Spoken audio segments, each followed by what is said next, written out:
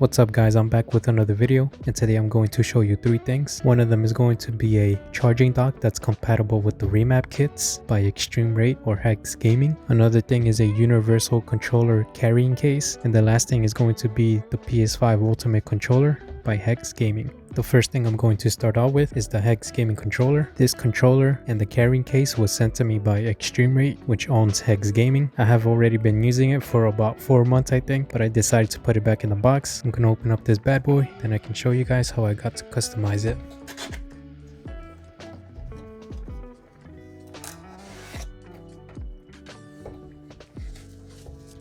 In the box, you're going to find information about a 6-month warranty and also information on how you can contact them. There's also a quick start guide, and on one of the sides of the box, you can see how there's a gap. It'll be on this side. I just had to slide it down since it comes with interchangeable thumbsticks. I have different sizes here, one with texture, one rounded. Hopefully you guys are liking how the control is looking so far. I'm going to explain everything that this control has. So when you go on the HexGaming website, you'll have options of colors and designs to choose from. They did let me choose, however I wanted to customize it, so that was really cool. They could have chosen to just send me one of their pre-made ones, but it's amazing that they gave me the chance to customize it. For the front shell, I picked a wolf design.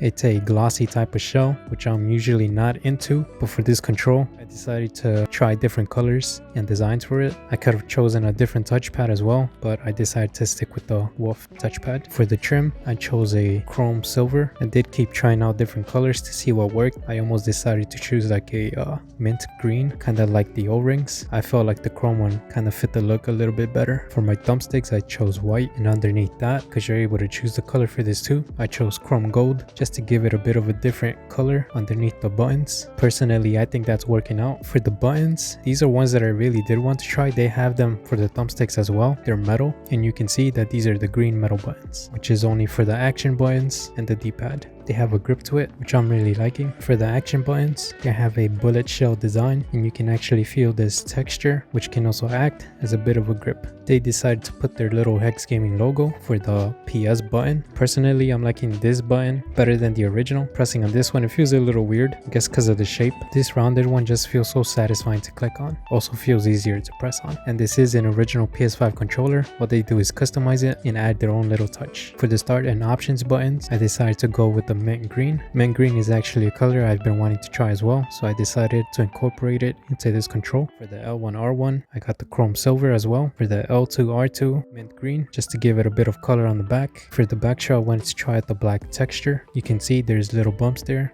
It acts as a grip. And then for their back buttons, you can see there's 4 of them. They're named as K1, K2, K3, and K4. And I decided to go with the white color. I believe there was only white and black.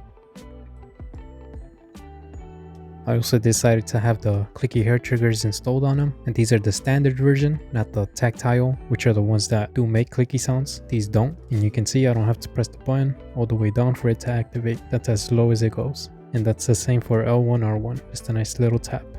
Like I mentioned earlier, eXtremeRate owns HexGaming, so for the HexGaming remap buttons, they decided to go with a different design, so you can only get this with their pre-built controllers. This would be the eXtremeRate DIY version, and I've installed a couple of these already. All of those have been working really good. I have all versions, which is the V1, V2, the metal, and the latest one, which is the Rise4, and that's their new 4-button DIY version. And here you can see the difference between the Rise4, this is the eXtremeRate DIY version, and the HexGaming controller pre-built remap buttons. And between the Rise4 and HexGaming version, so far I would prefer the HexGaming version. Just the clicks, the sound, and the way that it feels when you press on it, I think it's just overall better. It feels pretty firm. You can see there's just one whole piece. I don't really know what the inside looks like or how to take this piece out. Maybe one day I might try to see how I can take it out. I'm going to put it closer to the mic so you guys can hear how these buttons sound. Right now I'm going to press the K1 and K2. And I'm going to press K3 and K4. And I really like that one because it doesn't make like tactile or clicky type of sounds. I just prefer it that way. If you guys don't know by now, I'm not really into those clicky noises. And so here's the Rise4. The K3 and K4 for this one do make clicky sounds. And the K1, K2, not as clicky than these two, but they do sound different from the HexGaming K1 and K2. Now I'm going to press the K1 and K2 close to the mic. and now the K3 and K4 as well.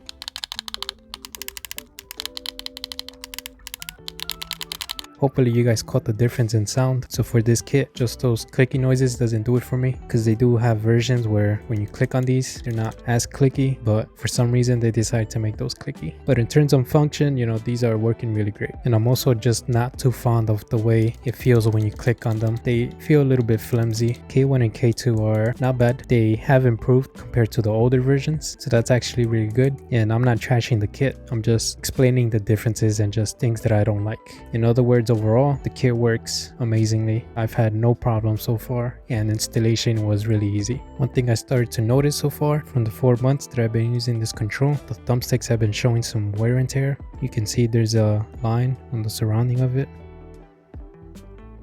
Since this is the left thumbstick, which is for moving, so it's mainly on that side. For the right side, not as much, since that's what I use for the camera movement. I don't press it that hard against the rings. And if I wanted to change these thumbsticks, I could just pop them out, try out the different sizes or textures. I'll try out the rounded one along with the smaller one.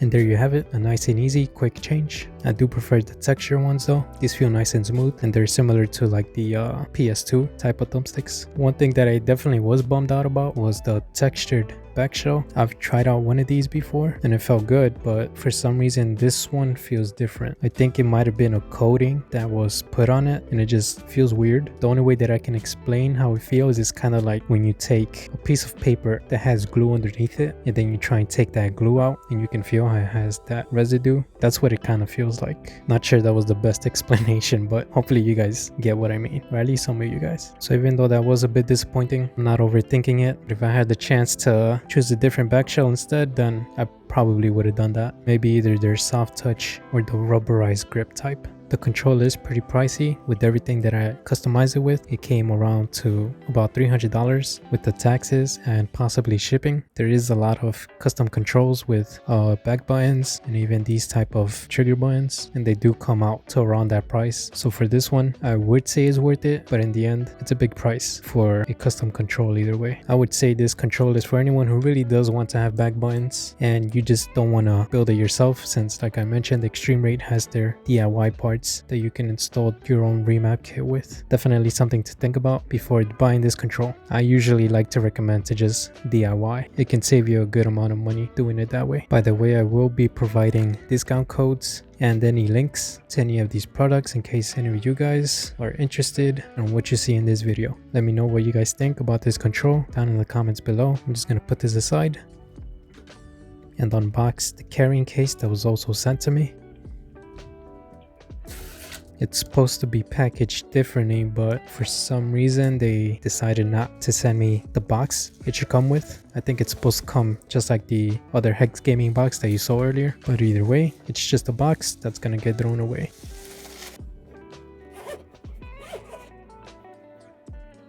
Here's the universal HexGaming controller case. It comes with a 4-meter USB-C charging cable. That's actually really freaking long. I'm not sure why they packaged it with such a long cable, but I'm sure there's someone out there that needs this. But yeah, it's 4 meters or 13 feet or about, I think, 157 inches. And at least it doesn't feel like a cheap cable. It does feel pretty nice. Seems nicely protected.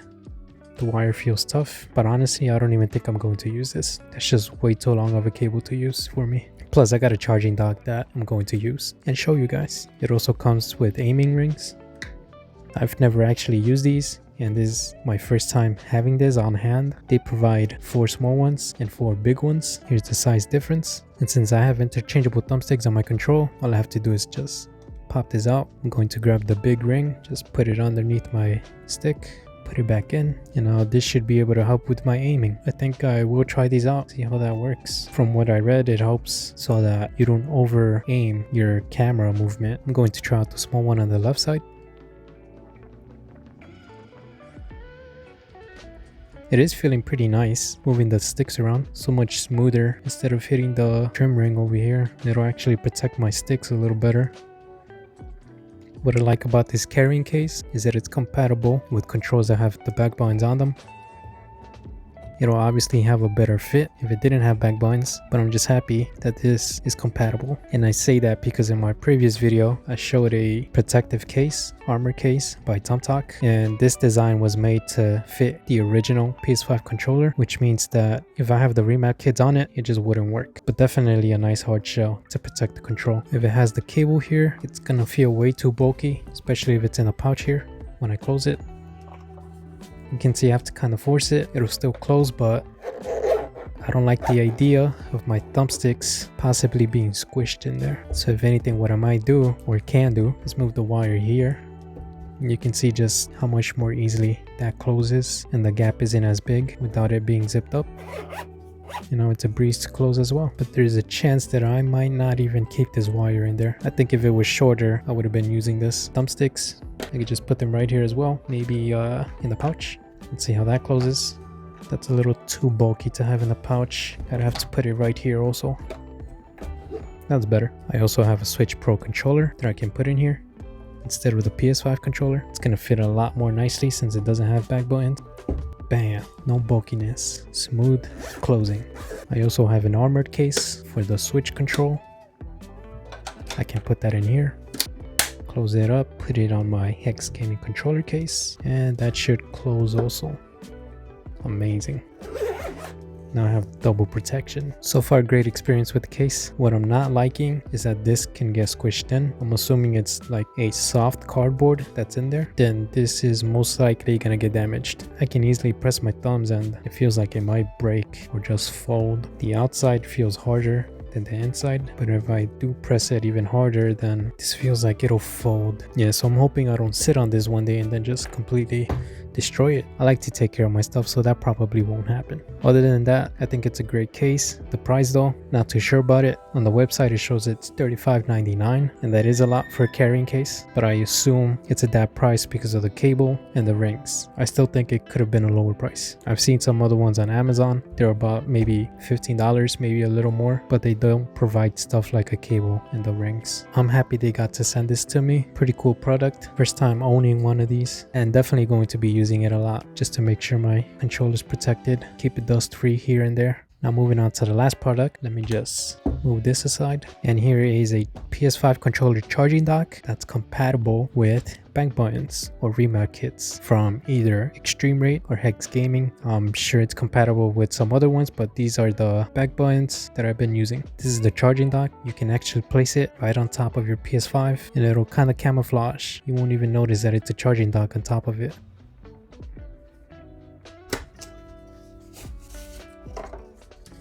In the box, you're going to find a manual.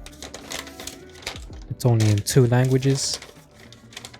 If anyone needs help on how to use the charging dock, here it is. Alright, so this is what it looks like from a top view. This is going to be the screen that indicates when your controller is charging, when it's in full battery as well. It'll show a red controller or a blue controller. Here's the side view. It does charge the control from the bottom. And if you want to stick it down to the top of your PS5 controller, then you have this to peel off. Nice and sticky. Only has one though, doesn't have another one here. I won't be able to have a full view on how it looks like on top of the PS5 controller since the PS5 is going to be laying down, but I can show you what it looks like with the control on it before I put it on the PS5. And it's easy to just connect it. You just gotta line this up with the charging part here. I'm holding the controller down on it so that it doesn't fall off and you can see what it looks like. I have a portable charger that I'm going to connect it to. There's the indicator. I made the room a little darker so that you can see it better. Blue and blue, that means nothing's connected. I noticed that because it gets whiter on the front, it's not charging the control. At least for the HexGaming version, these 2 corners right here are stopping it from fully being pressed down on the charging dock. If I place it on the back, it's fine. You can see that orange light went on. That means it's charging, or at least that it was connected. Control doesn't have to charge, so that's why this one didn't change red, which means that it's charging. Luckily, the design for the DIY version is different, that it's not going to stop the charging at the front for this one.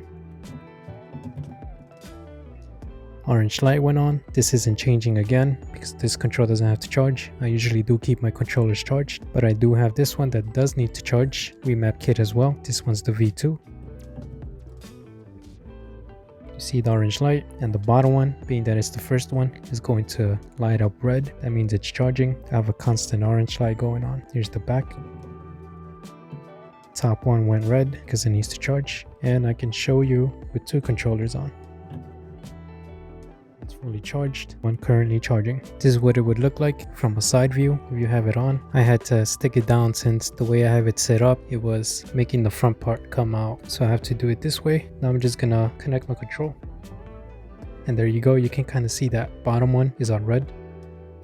The orange light, and again I'm pressing down on it since the way I have it set up. I kind of don't have a different way to show it right now, but that's how it works. Now I'm finally going to be able to charge my controllers without using a wire. I've been using a wire this whole time since I do have a charging dock, but because of the remap kits I wasn't able to use it anymore, and all my controllers do have the remap kits. Thanks to this charging dock I won't be needing a wire anymore. And that's it for this video, guys. Hopefully you enjoyed seeing the products I had to show, and like always, thanks for the continuous support, and I'll be back with another one.